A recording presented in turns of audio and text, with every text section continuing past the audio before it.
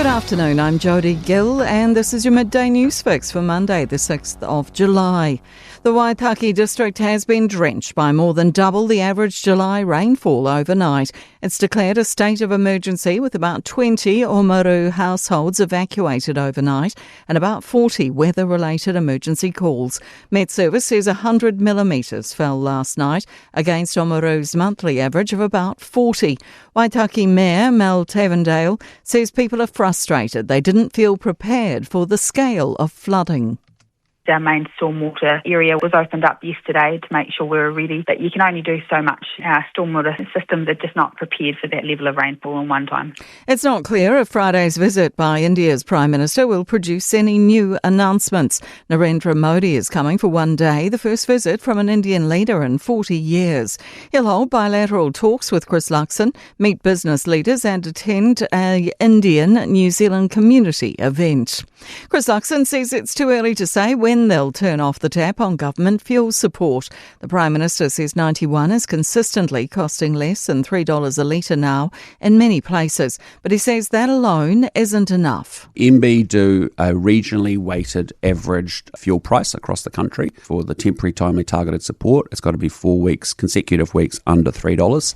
Decades-old median barriers on Auckland's highway network deemed inadequate by a coroner investigating a horrific triple fatal crash will be replaced by safer and more modern barriers.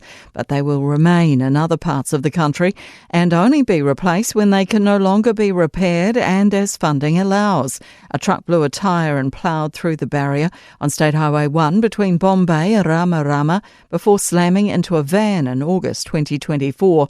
It killed 3 men and caused a coroner to recommend the removal of all barriers around the country. Voices are still being heard within rubble in Venezuela since devastating double earthquakes 12 days ago. The death toll is nearing 3,000, but tens of thousands are still unaccounted for.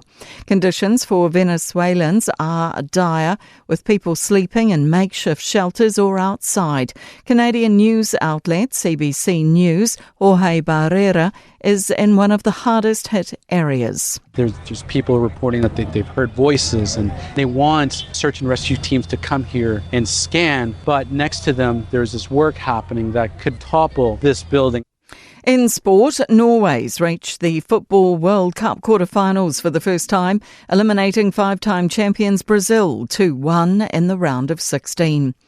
Suspicion around the football world regarding Donald Trump's influence on the overturned suspension of US striker Flo Balogun at the World Cup.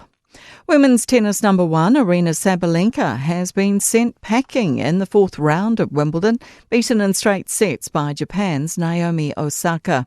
And debutante Aaron Gate has finished Stage 2 of cycling's Tour de France, despite being bloodied from a crash early on in the stage. I'm Jodie Gill, and that's your latest news fix. We'll be back with the next update at 5 p.m. from the Newstalk ZB newsroom.